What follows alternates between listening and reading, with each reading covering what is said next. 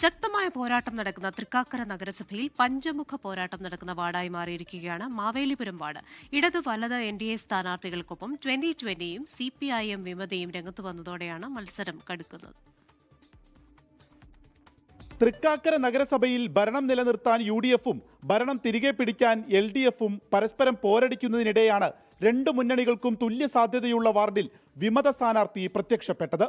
LDFിനും UDFിനും NDAയ്ക്കും പുറമെ 2020 കൂടി മത്സരിക്കുന്ന വാർഡിലാണ് ഇടതുമുന്നണി സീറ്റ് നിഷേധിച്ചുവെന്നാരോപിച്ച് കുടുംബശ്രീ CDS അംഗവും പാർട്ടി മുൻ LC മെമ്പറുമായിരുന്ന രാജേശ്വരി ജയദേവൻ മാവേലിപുരം ഡിവിഷനിൽ പത്രിക സമർപ്പിച്ചത്.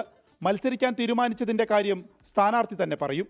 കുറച്ചു കാലം പാർട്ടിയുടെ പരിപാടികളിലും പാർട്ടി മെമ്പറായി പാർട്ടി പ്രവർത്തനത്തിലും ഇടപെട്ട് നടന്ന എല്ലാ കാര്യങ്ങളിലും മുൻപന്തിയിൽ നിന്നുകൊണ്ടിരുന്ന ആളാണ്. അപ്പോൾ അർഹത ഉണ്ടായിട്ടും എനിക്ക് സീറ്റ് തരാതെ നമ്മളെ അവർ അവഗണിക്കുന്ന ഒരു ഇതിലെത്തി. അപ്പം പിന്നെ നമുക്ക് സ്വന്തം സ്ഥാനാർത്ഥിയായി മത്സരിക്കണമെന്നൊരു തോന്നൽ വന്നു. അങ്ങനെ മത്സരിക്കുന്നത് കുടുംബശ്രീക്കാരുടെ പിന്തുണയും നാട്ടുകാരുടെ പിന്തുണയും എനിക്ക് ഉണ്ടാവുന്നുള്ള വിശ്വാസത്തിലാണ് ഞാനിത് മത്സരിക്കാൻ നിൽക്കുന്നത്. സ്വതന്ത്രയ്ക്ക് പുറമെ മുന്നണി സ്ഥാനാർത്ഥികളടക്കം 5 സ്ഥാനാർത്ഥികൾ മത്സരിക്കുന്നതോടെ പഞ്ചമുഖ പോരാട്ടമാണ് വാർഡിൽ നടക്കുന്നത്. സ്വതന്ത്രയുടെ വരവ് LDFിന്റെയാണോ UDFിന്റെയാണോ വോട്ട് ചോർത്തുക എന്നാണ് ആകാംക്ഷ. ഓരോ വാർഡും നിർണായകമായ തൃക്കാക്കര നഗരസഭാ തിരഞ്ഞെടുപ്പിൽ പഞ്ചമുഖ പോരാട്ടത്തിൽ ജനങ്ങൾ ആരെ തിരഞ്ഞെടുക്കും എന്ന ചോദ്യമാണ് ഉയരുന്നത്. 24 കൊച്ചി.